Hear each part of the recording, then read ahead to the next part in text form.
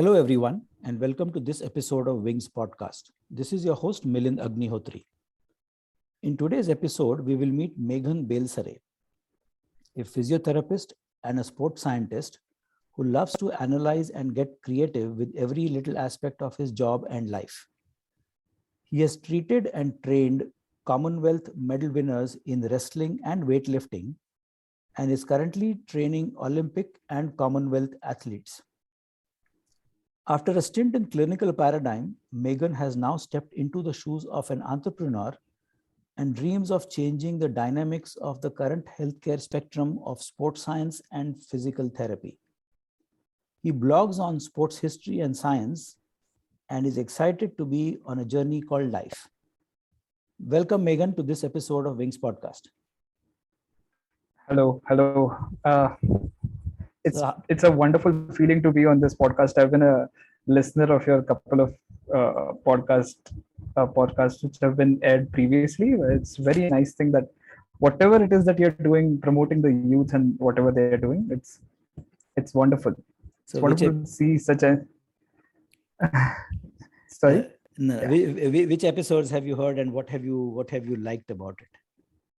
I think the first episode which aired, the doctor and the army, and he's working in sports right now. It was a very beautiful story, and how he came to the place where he's at right now. That story has been quite an inspiration, to be honest. So it's one of my favorite podcasts, and that's the one which you inaugurated Wings on. So yeah, I think surely that no, I mean, deserves Dr. a lot of Amir credit. Kagli is such a wonderful person, and I'm sure so are you, and we're going to learn more about you as well. So why don't we just straight away jump into this conversation where where you and start about where you said you have treated and trained Commonwealth medal winners in wrestling and weightlifting. So why don't we begin there? So what were you treating them for, and what were you training them for? Sure. So as I'm a physiotherapist and a sports scientist. So these guys came to the place where I work right now, which is in Pune. So they came with a specific injury for, let's say, hamstring and shoulder, respectively, with these two professions. And what they tried to do was they tried to play with that injury, which is very risky. So fortunately, they had a contact who knew what we were doing right now. So the place where I work right now, we are a multidisciplinary team working just for athletes and just in sports. And as I said, fortunately, they knew what we were doing. So they brought these athletes to us, and we rescheduled and restructured the rehabilitation program for starters. And then once they were out of the injury scope, we decided to promote them to strength and conditioning. So that's where my sports science expertise comes into the picture. And I actually got them from treatment to training part. And that's when we focused more on their, let's say, performance enhancement aspects of things. One of them is an Arjuna awardee. Arjuna awardee being he's won Asian medals a couple of times. He's also world championships, and he was an Olympic probable, but due to his injury, he couldn't perform in the 2021 Tokyo Olympics. So if I'm treating a person of that stature, I need to give my best services. And I think him sticking with me for the past 6 months is a testament to that. Oh, wonderful. I mean, this is so beautiful that you're saying, but why don't we go down a bit deeper in terms of your treatment as a physiotherapist to these Arjuna awardees athletes, and try and understand what is the nature of physiotherapy that these athletes expect from somebody like you? Okay. So I'll just, before even diving into that kind of question, I will just brief you about what the physiotherapy culture is in India right now. Oh, sure. from a physiotherapeutical point of view, we are trained for 4 years and then 6 months of pure internship across hospitals. So some colleges have hospitals attached to it. Let's say like KEM College Mumbai, or something like Sancheti Institute in Pune. What happens after that is you get trained for like 6 months purely under different hospitals, different professors as well as clinicians. Mm-hmm. What lacks in the current physiotherapeutical scope is the exposure to sports environment. Mm-hmm. For example, when the patient comes to your clinic, or when a patient is in a ward, you can take your time with him. You can take your time for assessments. You can take your time for developing treatment protocols, assessing him in depth. But this changes completely when you step into the shoes of a sports physiotherapist or a physiotherapist working in sports. Mm-hmm. Over there, if you're on field, the spectrum of treatment and assessment changes. For example, if I'm treating a tennis player on the field, I can take my time to assess him all I want, but I only get 3 minutes of treatment time. Okay. Okay. Similarly, in badminton, it's around 30 seconds to 1 minute. In football, I can take the player on sideline and treat him for let's say in and around 2 to 3 minutes, which gets later added as injury time or injury minutes. Yes.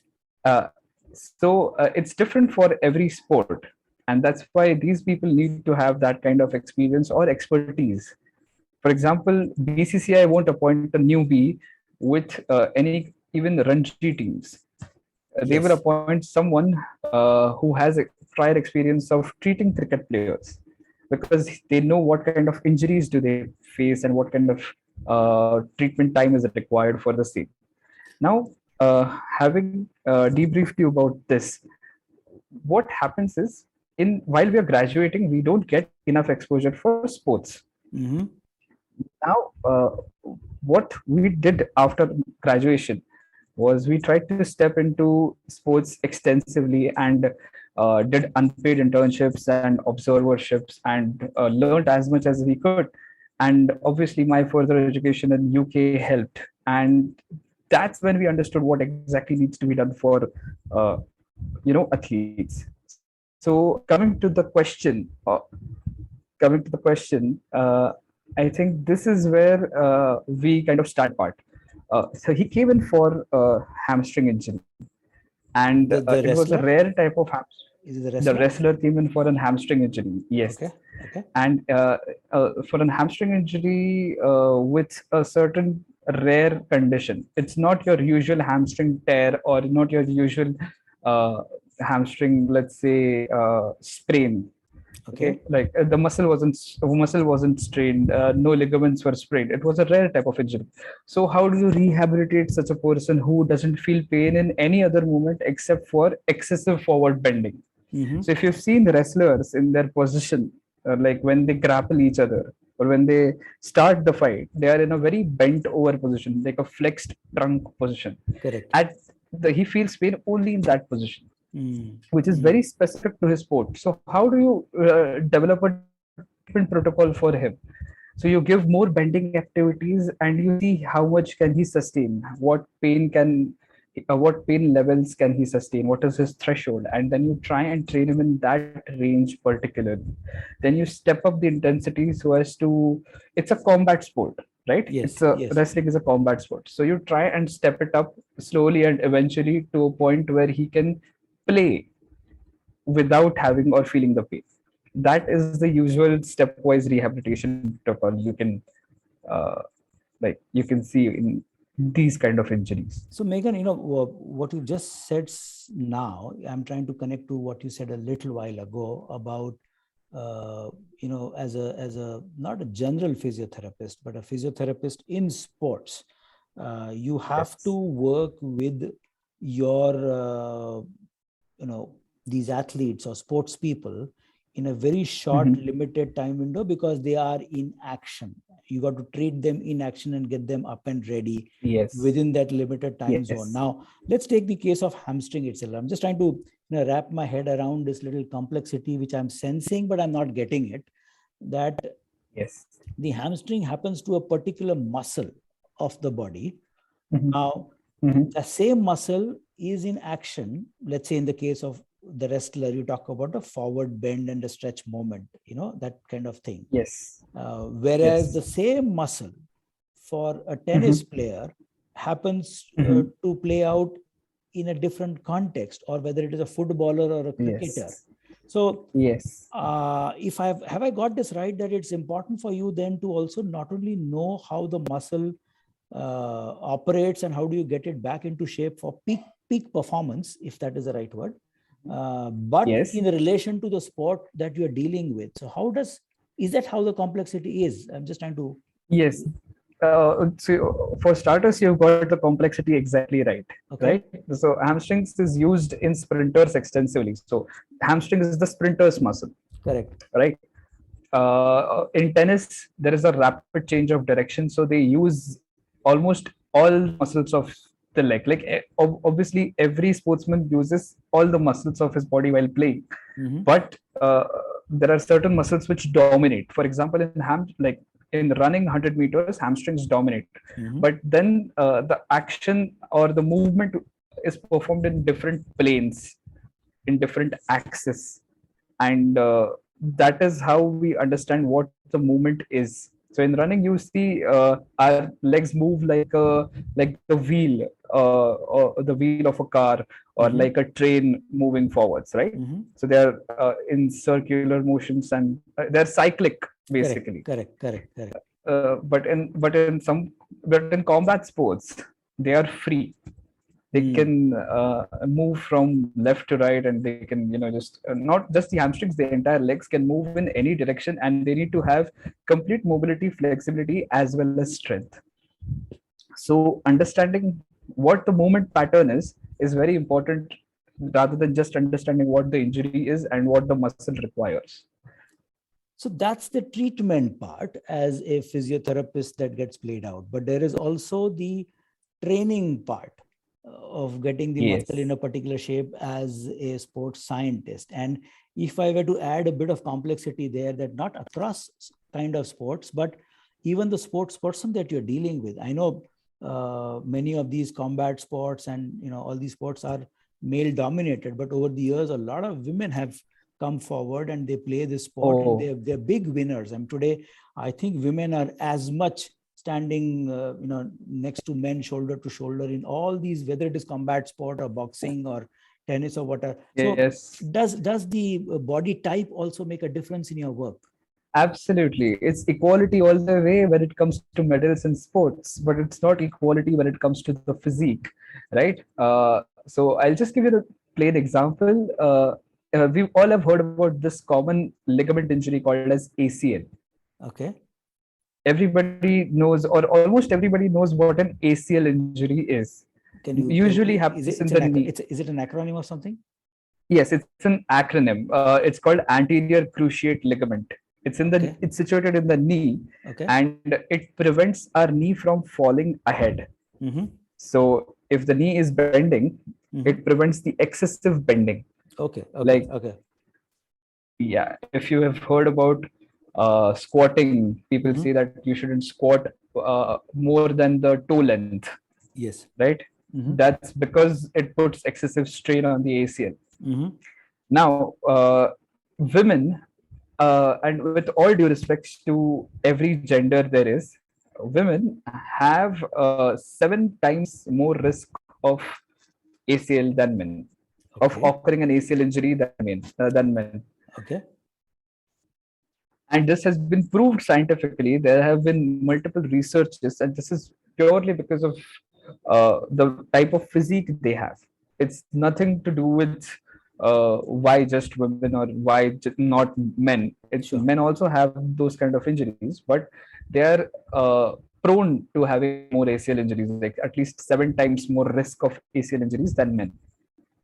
So in that sense, I mean, just on a side note, I think we should celebrate the win of women in sports far more than men, because fundamentally the body is not just there one on one, despite all the all the, let's say, Absolutely. challenges, they are still, going out there and winning. So, salute to all these women. But Absolutely. any standout experiences that kind of have stayed with you, where you have worked with an athlete, whether it's an Olympian or a Commonwealth, where Yes. you really had to work hard, and in the end you were able to get it right, or despite all the Yes. best efforts and intentions, you didn't get results that you wanted. Let's have one of each, just to get to understand more about the real world uh, experiences. uh, yeah. So we were trying to break the 11.8 seconds barrier with a 100-meter athlete, you know, Mm-hmm. 100-meter sprinter. Right. And she wasn't able to give that much amount of time for the past 1 year, and it was frustrating for her. Okay. And so we were working hard, and we were training her day in day out. Her nutrition was on point, but sometimes things don't go according to the plan. And for her to break 11.8 seconds barrier, there are time barriers in 100-meter sprinting. You don't start right off at 9.58, where Usain Bolt has made legendary strides, Correct. but you start from 12 seconds, then you drop down to 11, and then you drop down to 10, and Mm-hmm. then it goes accordingly. So I think the fastest time in women has been given by Florence Griffith Joyner in Mm-hmm. 100 meters, Mm-hmm. and it goes in and around to 10.22, if I'm not wrong. Mm-hmm. uh, so for some Indian athletes to break even the 11 seconds barrier is very tough. Mm-hmm. People haven't been able to break the 11 seconds barrier. So we have been trying to, similarly, we have been trying to break the 11.8 seconds barrier with one of our athletes. Mm-hmm. She's also been a national champion, and it wasn't happening. And surprisingly, this year, like in the entire 2021, it didn't happen. The moment 2022 dawned on us, things started moving forward in a very rapid pace, Mm-hmm. and she gave an 11.76, which was amazing. It was an achievement for all of us, because now we know that she can do better. She can keep on going better and better and better, and this is just her start. Like, this is from where she grows, which was important for all of us. And So how that's does the body mind connection play out? Because I know, I many times, I mean, of course, I'm not an athlete, I'm not a sports person, but whatever little physical fitness related work that I do, I hit my own barriers, and I am at a point where I want to give up. But there are two things that play out in the mind: that A, I don't want to give up, and B, a belief that shows up that I think I can do it. So how does the mind play yes. games in all this, and how do you work with that as a resource in the work that you do? So we have dedicated experts for sports psychology. It's a very niche domain. Okay. Like, people don't obviously focus on the mental aspects of things, because uh, people don't think that mind is that important when it comes to sport. Mm-hmm. It's in only in the recent years that people have started to emphasize on the mental aspects of every sport. We have been preaching this since the day we started uh, indulging ourselves in sports, that mental is one of the most important aspects, and that's exactly where the mind body connection comes into the picture. A funny example is, our body strength can waver from 20 to 26% uh, each day. Like, for example, you wake up today, and there will be, like, you will be able to lift, let's say, around 100 kgs. Mm-hmm. You wake up tomorrow, and you'll be able to lift maybe only 80 kgs. Mm-hmm. Now, this is the range at which your body functions. One day you can just, stride quickly, give your best timings, and tomorrow you will be putting in 120% of the effort, but still won't be able to give that timing. And it's all that comes down to a lot of factors which inculcate mind into it. So Meghan, this is kind of reminding me about some bit of study and work that I was fortunate to do in a space called NLP. I don't know whether you heard Oh, the space called neuro NLP. linguistic programming. Correct, Yeah. neuro-linguistic programming. So there's a concept that I studied there, and I practiced it on myself and with some people I work with. I'm also podcasting is a recent love that I have found, but other than that, for over the years, I have worked as an executive coach to leaders and managers That's in excellent. various companies, and as a one-on-one leadership coach, I've used this concept from NLP called the belief and the PAW process. Okay, PAW as in PAW, and PAW is a simple acronym for it's possible, it's achievable, and I'm worth it. Yes. Okay, so there is this mental conditioning. So unlike the physical muscle that you probably work with in NLP, we work on the mental muscle and Absolutely. create an inner condition in the minds of the person whom you work with on this thing called PAW process, that whatever I wish to achieve, so this is where I am, this is where I want to go, these are the skills and capabilities I have, but yet despite all that, I am not able to go where I want to go. Now what comes as a support is this inner mental conditioning, which is called the PAW process, that you do this inner dialogue where you start believing that it is possible, it is achievable, and more importantly, I am worth it. This whole Yes, absolutely. thing. So I don't know, maybe one of these days when we can probably spend some more time over there. But this is awesome. Why don't you just spend some more, give us some more experiences in the work that you've done with. I think you work with the women in the who have ATF rankings and something in line skating also, right? Yes, inline skating is one of our leading disciplines. Like we used to cater to, at a time, we used to cater to around 20 skaters Okay. in our setup.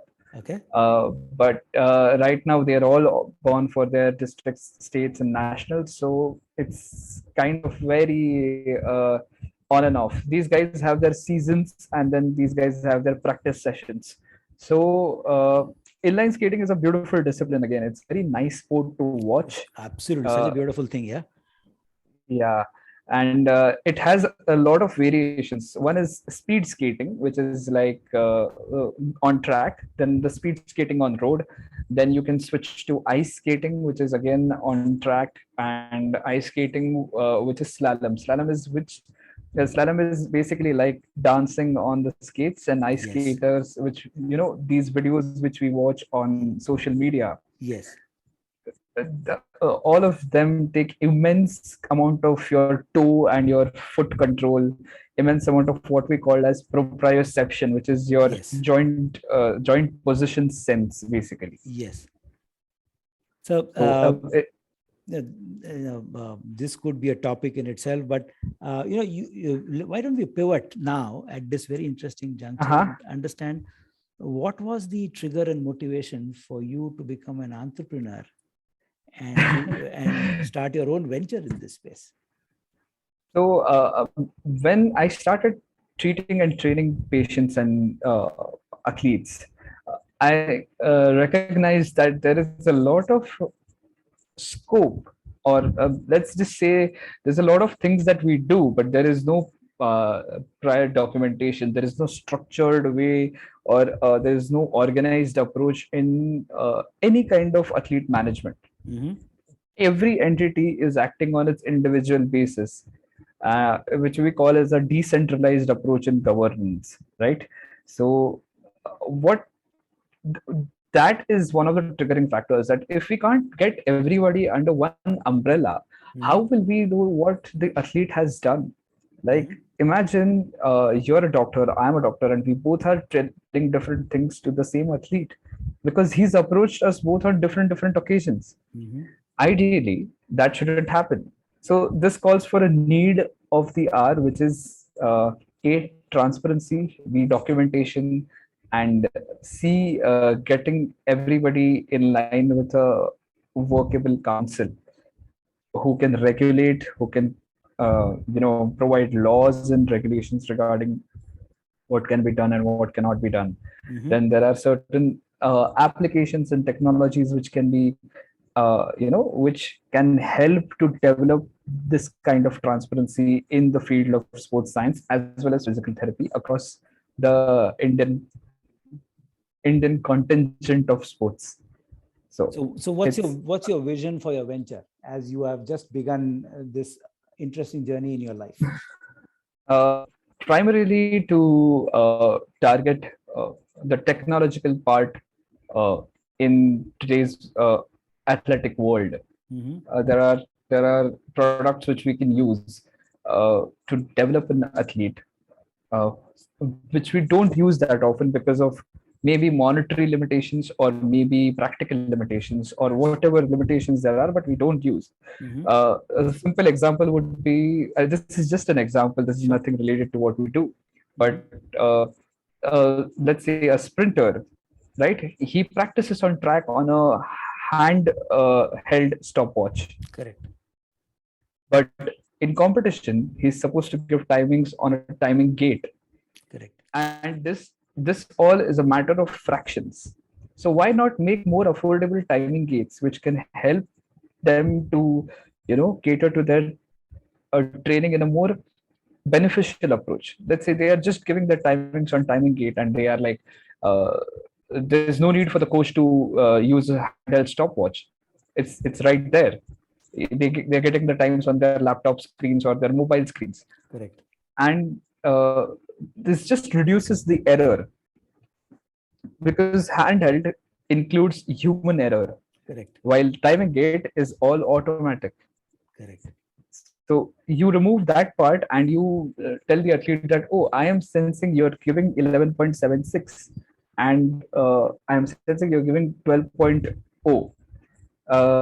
This is the difference you can have when between a handheld stopwatch and a timing gate. It's just one of the examples. So yeah, this sports as such is of course a huge industry globally, and it's one of the best things I think that happened to many because people can make careers out of outside of standard streams of education. I mean, if you're good at sports, Yes. I mean the Nikes and the Adidas are there to lap you up, but that's the glamour and the fame and the money around it. But then with it being such a lot of competitive sports where uh, the 12.76 and the 12.79 is a world of a difference. In trying to improve from Absolutely. 12.79 to 12.76, what happens to the People joy? spend. What happens to the joy of being an athlete? I mean, there is Oh. something element of joy. I mean, here this winning and competitive spirit and the warrior in you is what is alive all the time. That I have to Beautiful. kill and then get that 3 second out. But then there is this joy, Yeah. like a singer who just loves to sing. So where is Yes. what is happening to the joy in all this? I'm just Okay, so very beautifully asked, sir. First of all, secondly, this is what we tell the athletes, right? Whenever I said that the technological part and the sports part of it, that doesn't count for the athletes. They're not supposed to look at that. They're supposed to just hear what timing did they give. Everything else is supposed to be handled by the sports scientists, the coaches, and the physiotherapists who are making money and earning their living out of this. This is their job. They yes, find joy in getting that timing. But the athlete is getting the joy while running, right? So he or she doesn't need to be accountable, or they don't even need to get that kind of information that what kind of equipments are we using for that. Yes, they might find it exciting, they might indulge in some amount of oh, wow, this equipment looks fancy or this thing looks exciting, but that's about it. They are not supposed to go into the depths of it. They're not supposed to be a sports scientists, which is why they are an athlete. no, So that's there's this beautiful concept called trying not to try. There is this yes. Chinese word called wu wei, spelled as w Oh, WU, that is woo, and way, WEI, that you try and to not to try. So there's a professor called Professor Edward Slingerland. If you happen to find this book called Trying Not to Try by Professor Edward Slingerland, where a fascinating book. And I mean, I don't know, somehow I came across that, and it's ever since been in my possession, and I keep often referring to it. And this whole thing is about trying to be in the flow, trying to be in the zone, as they say, right? So when let's say Brett Lee is bowling at 150 kilometers per hour, the batsman like Rahul Dravid actually sees the ball coming at 40 kilometers per hour. The ball actually is coming very, very fast, but he can actually see it because he is in the zone. So he's in the zone. Absolutely. So this is, I would like to emphasize more on this part of things, because this part, or this aspect, flow, and what you said previously, neuro-linguistic programming. There's also something called as cognitive behavioral therapy, CBT. Yes. Which we use. Also, all of these things help set a routine for the athletes, and the whole attempt is to make them go into the flow quicker. So flow state, this is called a flow state in the realm of sports psychology, as well as it's emotional and mental and physical readiness. You are at your peak when you are in the flow. And it happens to musicians a lot. I mean, a lot. A composer would never be able to tell you why he or she has composed this piece of music or is able to sing through. But, in all this, what is the role that your blog Sports X India playing? And, I honestly, I read one or two of your blogs. They're so marvelous, marvelous. And this whole idea, they're visually rich. You put it on WordPress, which is great. But instead of it being a part-time hobby, Meghan, my wish and request to you is to make it full-time, because it is so beautiful that you can articulate that. So why don't we just walk through quickly as we end this conversation? We can wrap up this conversation around your blog that you're writing, and how are you using that as a resource to do the work that you're doing? Very, very actually kind of you to go through and read my blogs first. No, they're so beautiful. You shared those links with me, and what I liked about what you're doing there is not only you are writing yourself, but you're inviting some amazing guest contributors who are volunteering to do this kind of work. Yes. So I'll just brief you about the idea of Sport X India. So it's primarily, I want to cover everything that happens in the Indian contingent of sports, or the Indian continent, like subcontinent of sports. But later, so that's why it was Sport into India. It's termed that way. Oh, Sports into India is Sports X India. Okay. Yes, Sport X India. So that's how the name came to be. What I thought was, for primary basis, let's educate people about the greats in the sport, because we don't know who has played what sports. Fortunately or unfortunately, Indian people have been exposed to only a couple of sports throughout their lives. So if you ask them who Bob Beamon is, or if you ask them who ran the first marathon under 4 minutes, like who ran the first 4-minute mile, they wouldn't know. But this is a very nice piece of information which you can tell them, that people have been trying to break certain barriers in physical performance, and this is where sports history comes into the picture. So that's where my interest peaked, and I started researching on all these greats in the sport, and that's where I started writing about them.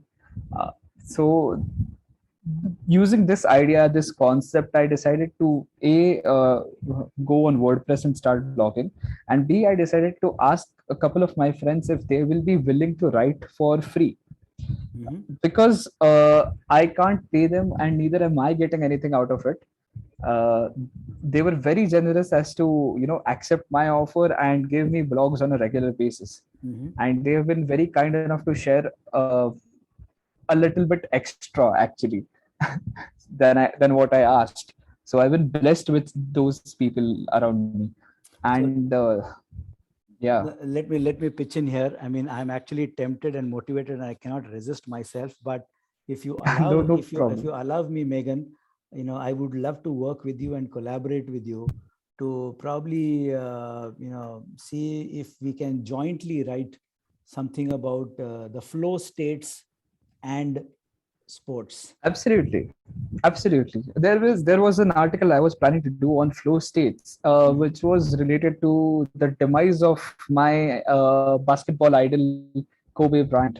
Mm. So Kobe has been an inspiration for me since when I was in sixth, because I was a basketball player previously. Mhm. Uh, Kobe stated this regarding flow state, that at that point of time you don't feel anything.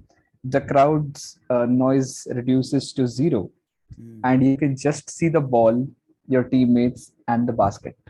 Correct. That's about it. It's like And you uh, can it's like Arjun can only see the eye of the parrot and nothing else. nothing else, nothing So, else. so As one of my professors in my MBA college, he taught us these four states that we all go through, and he had these beautiful acronyms for this. So, the first eight he talked about is, he used to call it unconscious incompetence, uh-huh. and he had an acronym called UCIC for that. And unconscious incompetence is nothing but I don't know that I don't know. Oh, okay, yes, Okay. So I'm very naive about my ignorance. But then someone brings yes, it to my notice and saying that, listen, you're not getting this right. And suddenly I become conscious of my incompetence. So from yes. UCIC, I move to CIC, which is I'm conscious Mhm. about incompetence, because then I know that I need to do something about it. Something about it. And then I figured out that, okay, if I do ABC, I'll be able to overcome my limitations. And I start Mhm. practicing ABC. And then I move from a stage of conscious incompetence to conscious competence, CC, which is nothing but Yeah, I know that I know.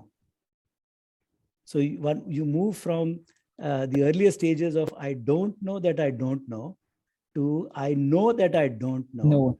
And then I say, I know that I know.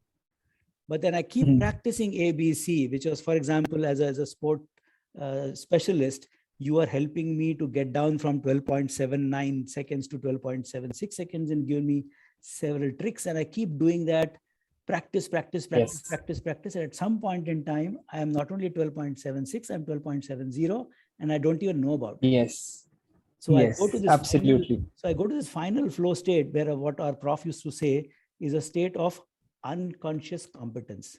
UC Oh, said that I yes. don't know that I know.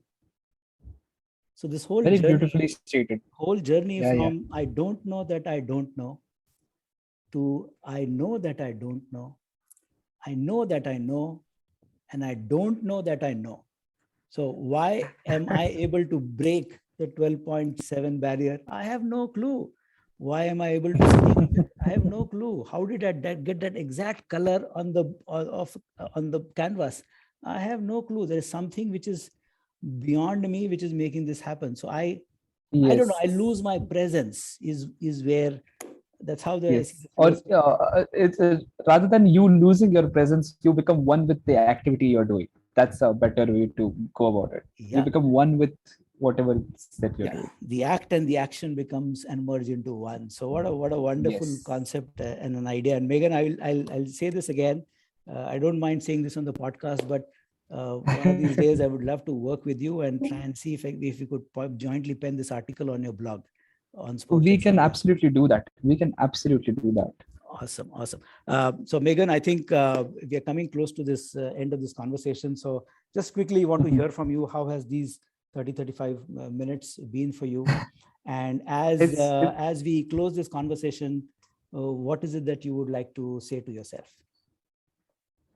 oh, say to myself, there are a couple of things, but then the past 30-35 minutes have been really, really exciting, pleasant, and there's a lot of scope for these kind of discussions and podcasts, like we could maybe keep doing such episodes with different people, or like, you can, as you're doing already. Sure.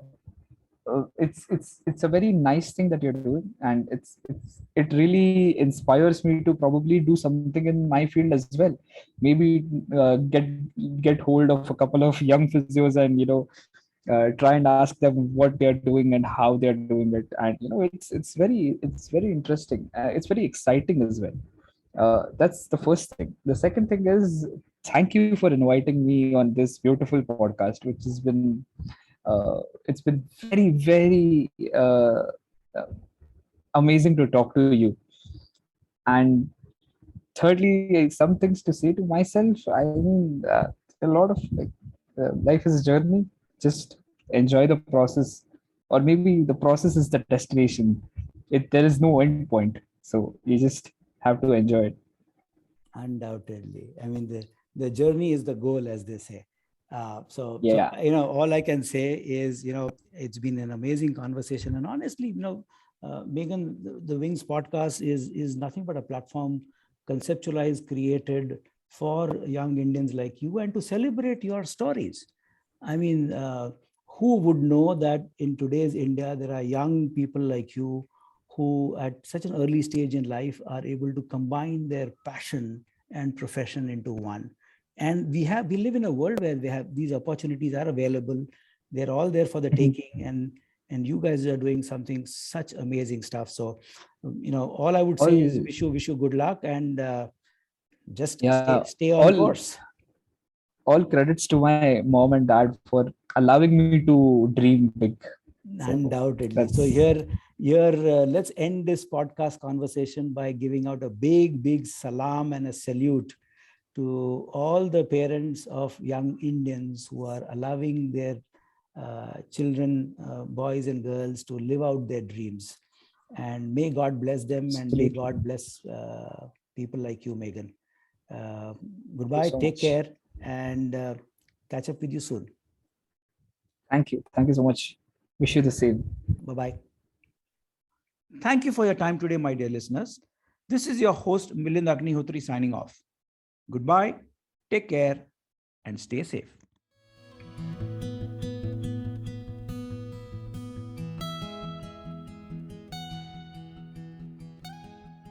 This podcast is for general information purposes only and should not be considered as a piece of any professional advice. Views and opinions expressed in this podcast are those of its guest. Creators of this podcast expressly disclaim any and all liability or responsibility for any direct or indirect, consequential or other damages arising out of any individual's use of this podcast. For feedback and suggestions, please write to wingsindia75@gmail.com. Thank you.